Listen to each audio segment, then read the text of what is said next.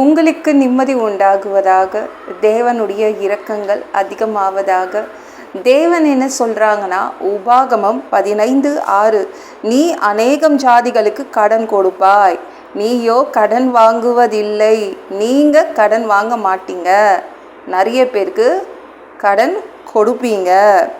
யாராவது எனக்கு கடன் கொடுப்பாங்களான்னு நான் யோசிச்சுட்டு இருக்கேங்க. இவ்வளோ பணம் தேவைப்படுது, யாராவது எனக்கு கொடுப்பாங்களான்னு நான் தீவிரமாக யோசிச்சுட்ருக்கேன். எப்படிங்க கடன் வாங்காமல் வாழ முடியும்? ஏற்கனவே நிறைய கடன் வாங்கி வச்சுருக்கேன், நான் ஒரு கடன்காரன், நான் ஒரு கடன்காரி அப்படின்னு எத்தனை பேர் சொல்கிறீங்க? இதெல்லாம் பத்த மாட்டேங்குதுங்க. திடீர்னு ஒரு செலவு வருது.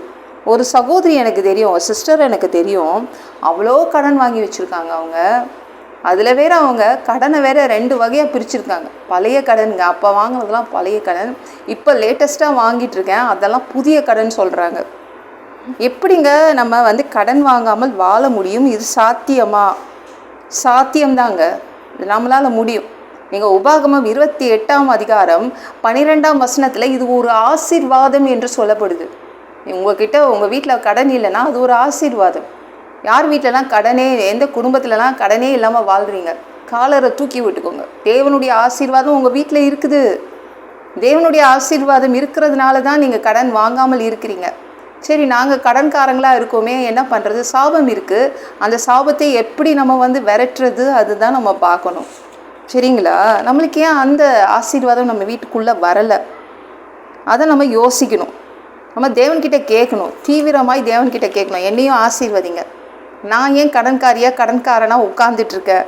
நீங்கள் உபாகமம் 28:2ஆம் வசனத்தை எடுத்து படித்து பாருங்கள். கீழ்ப்படிந்தால்தான் இந்த ஆசீர்வாதம், தேவனுடைய சத்தத்துக்கு செவி கொடுத்தால்தான் இந்த ஆசீர்வாதம். எப்பவும் நான் தேவனுக்கு கீழ்ப்படியே தாங்க செய்கிறேன். ஏதோ ஒரு விஷயத்தில் நம்ம தப்பு பண்ணுவோம், எதுலையாவது தப்பு பண்ணியிருப்போம், அதை இயேசுகிட்ட கேளுங்க.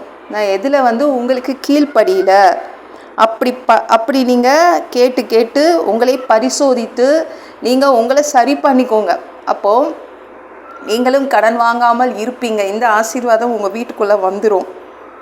எத்தனை பேர் கடன் வாங்காமல் வாழ்ந்துட்டுருக்கீங்க? அவங்களுக்கும் நீங்கள் உபாகமம் 15ஆம் அதிகாரம் 7, 8, 9, 10 வசனங்கள் படித்து பாருங்கள். நீங்கள் கடன் வாங்காமல் நல்லா இருக்குது, உங்கள் வீடு ஆசீர்வாதமாக இருக்குது. ஆனால் நீங்கள் ஒன்று செய்யணும். ஏழைங்க உங்ககிட்ட கடன் கேட்டாங்கன்னா நீங்கள் கண்டிப்பாக கொடுத்து ஆகணும். கொடுக்கலன்னா அது உங்கள் கணக்கில் பாவமாக எழுதப்படும். என்னங்க, அவங்களுக்கு நான் கொடுக்குறேன்னா அவங்க கண்டிப்பாக திருப்பி தரமாட்டாங்க, ஆனாலும் நீங்கள் கொடுத்து தான் ஆகணும். அப்படி கொடுக்கலனா, நீங்கள் கடன் கொடுக்கலனா அது உங்கள் கணக்கில் பாவமாக எண்ணப்படும். ஞாபகம் வச்சுக்கோங்க, எதெல்லாம் பாவமாக எழுதி வச்சுருக்காங்க பாருங்கள். அதனால் ஏழைகள் உங்ககிட்ட பணம் கேட்டால் கொடுத்துடுங்க, கொடுக்க மாட்டேன்னு சொல்லாதீங்க. சரி, நீங்கள் அப்படி கொடுக்குறீங்கள, அதனால் என்ன ஆசீர்வாதம் வரும்?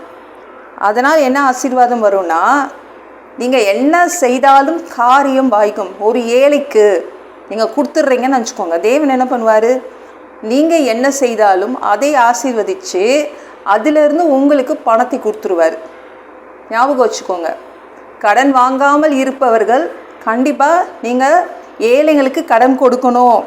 எத்தனை பேர் ஏழைகளுக்கு கடன் கொடுக்கல? ஞாபகம் வச்சு நம்ம கொடுக்க ஆரம்பிச்சிருங்க. யூதாஸ் காரியத்தை நான் நல்லவன் சொல்ல மாட்டேன், அவன் கெட்டவன் தான், அவன் மோசமானவன் தான்.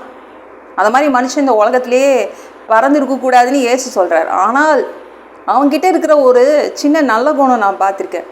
மரியாள் கிட்ட என்ன சொன்னால், ஒரு சென்ட் பாட்டிலுக்கு போய் 300 பணம் கொடுத்து நீ வாங்குறியே, வீண் செலவாளிங்க. இந்த மரியாளும் மார்த்தாலும் இருக்காங்களே, செலவாளிங்க. எங்களை 13 பேர் சீடர்கள், இயேசு இவங்க எல்லாரையும் கூப்பிட்டு வச்சு 13 பேருக்கு சாப்பாடு போட்டாங்க. அது யூதாஸ் காரியத்தை அடிக்கடி பார்த்துருக்கான். சரி, அது பரவாயில்ல, நம்மளுக்கு மட்டும்தான் போட்டாங்களா? இயேசுக்கு போட்டால் அது ஆசீர்வாதம். மற்றவங்களுக்கும் கூப்பிட்டு இவங்க குடும்பம் செலவழிக்குதா? பயங்கரமான செலவாளிங்களாக இருக்காங்களே அப்படின்னு ஒரு டவுட்டு, சந்தேகம் இருந்தது யூதாஸ் காரியத்துக்கு. யூதாஸ் காரியத்துக்கிட்ட பணப்பை கொடுத்தாருன்னா என்ன அர்த்தம்? அவன் ஒழுங்காக அதை திட்டமிட்டு செலவு பண்ணுவான் அப்படி சொல்லி தான் கொடுத்தார். அவனுக்கு அந்த திறமை இருந்ததுனால தான் இயேசு கொடுத்தாரு. நம்மளுக்கு நிறைய பேருக்கு என்னென்ன வாங்கணுன்னே தெரியாது, இஷ்டத்துக்கு வாங்கிட்டு வந்துடுவோம். இருக்கிறதையே 2, 3ன்னு வாங்குவோம். நீங்கள் கடைக்கு போனால் இனிமேல் என்ன பண்ணணும்? ஏசப்பாவை கூப்பிட்டுட்டு போங்க. ஏசப்பா, இது வேண்டாதெல்லாம் நான் வாங்கக்கூடாது. நீங்கள் சொல்லுங்கள், எப்படி பட்ஜெட் போடுறது நீங்கள் சொல்லுங்கள், ஏசுக்கிட்ட கேளுங்க. சரிங்களா? நான் எப்படி இந்த கடனை அடைக்கிறது, நான் எந்த விஷயத்தில் உங்களுக்கு உங்கள் பேச்சை கேட்காம எந்த விஷயத்தில் நான் தவறினேன் அதை எனக்கு ஞாபகப்படுத்துங்க. இப்போ ஏசப்பா ஞாபகப்படுத்தும் போது அதை திருத்திக்கலாம். நம்ம அவருக்கு ஃபுல்லாக கீழ்ப்படிந்துட்டோன்னா அந்த கடன் வாங்காதிருப்பா என்ற ஆசீர்வாதம் நம்ம குடும்பத்துக்கு சேர்ந்துடுங்க. ரொம்ப ஈஸி தான். ஃபுல்லாக முற்றிலுமாக அவருக்கு செவி கொடுக்கணும், கீழ்ப்படியணும். ஓகேங்களா? இந்த வீடியோ பிடிச்சிருந்துச்சுன்னா மற்றவங்களுக்கும் ஷேர் பண்ண மறக்காதீங்க. கர்த்தர் தாமே உங்களை ஆசீர்வதிப்பாராக. ஜெபம் பண்ணலாமா? அன்பு பிதாவே, உங்கள் பிள்ளைங்க உங்கள் பாதத்தில் வந்திருக்காங்கப்பா. சாமி இரக்கம் செய்யுங்கப்பா. எங்களுக்கும் நீங்கள் பட்டியலிட்டு அந்த லிஸ்ட்டு போட்டிருக்கீங்களே, இதெல்லாம் ஆசீர்வாதம்னு, அந்த ஆசீர்வாதம் அத்தனையும் வேணும். கடன் வாங்காதிருப்பாய் என்ற ஆசீர்வாதமும் எங்களுக்கு வேண்டும் அப்பா. உங்கள் பிள்ளைங்க எந்த விஷயத்தில் கீழ்ப்படியிலப்பா அதை நீங்கள் சொல்லுங்கள். அவங்க எல்லாத்துக்கும் ரெடி. உங்கள் பேச்சை கேட்க நாங்கள் எல்லோரும் ரெடிப்பா. எங்களுக்கும் அந்த ஆசீர்வாதத்தை கொடுங்க. நாங்கள் ஏழைகளுக்கு கடன் கொடுக்கணும், அது இல்லைன்னா அது ஒரு பாவமாக எண்ணப்படும்ப்பா. அதை நாங்கள் புரிஞ்சுக்கிட்டோம்ப்பா. அதற்காகவும் நன்றி. எல்லா பொல்லாத பிசாசுகள், ஏவல்கள், மந்திரங்கள், தற்கொலை ஆவிகள், பயத்தின் ஆவிகள், பலவீனப்படுத்துகின்ற ஆவிகள் எல்லாம் இயேசு என்ற பெயரினை கொண்டு துரத்துகிறேன். ஓடிப்போ. உங்கள் பிள்ளைங்களை இரத்த கோட்டிக்குள் மறைச்சிக்கோங்க.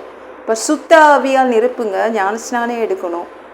ரட்சிப்பீராக. இயேசுவின் காயப்பட்ட தழும்புகளால் எல்லா வியாதிகளும், எல்லா பலவீனங்களும், கேன்சர் போன்ற வியாதிகளும் சரியாகுவதாக. மரண படுக்கைகள் சரியாகுவதாக. பா நன்றி. பரம்பரை வியாதிகள் சரியாகுவதாக. மனிதனாக பிறந்தா ஜீவ புஸ்தகத்தில் பேர் இருக்கணும். அப்படி இல்லைன்னா அந்த மனுஷனை பிடிச்சி நீங்கள் நரகத்தில் தள்ளிடுவீங்க. தீ எரிக்கிற இடத்துல எப்படி போய் வாழ்கிறது? பரலோகத்துக்கு வர்றதுக்கு தான் ஆசைப்படுறோம். அடித்து உதச்சி திருத்தி எங்களை பரலோகத்துக்கே அனுப்பிடுங்க. கழுவப்படாத பாவங்கள் எங்ககிட்ட இருந்துச்சுன்னா உங்கள் திரு ரத்தத்தை கொண்டு கழுவி எங்களை பரலோகத்துக்கே அனுப்பிடுங்க. எந்த ஒரு இமைப்பொழுது நீங்கள் வருவீங்கன்னு இயேசுவே நாங்கள் காத்துட்ருக்கோம். சுத்தமாய் வாழ்ந்து வாழ்ந்து காத்துட்ருக்கோம். அந்த ஒரு இமைப்பொழுதில் உங்களுக்கு ஒப்பான உடம்பு எங்களுக்கு கொடுக்கப்படும். அதை பெற்றுக்கொண்டு மதியவானத்தில் உங்களை சந்திக்க நாங்கள் வருவோம். அந்த தருணத்தை நாங்கள் இழந்துடக்கூடாதுப்பா.